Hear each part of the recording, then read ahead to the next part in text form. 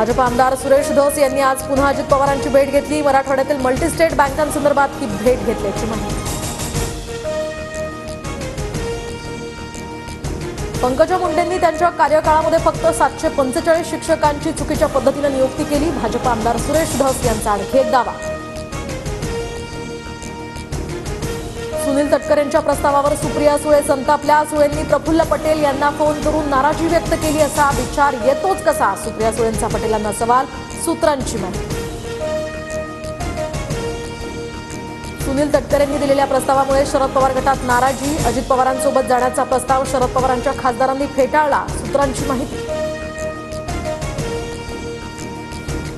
अजित पवारांच्या पक्षानं आमच्या खासदारांना 100% संपर्क केला। बापाला पोरीला सोडा असं म्हणणं ही कसली संस्कृती?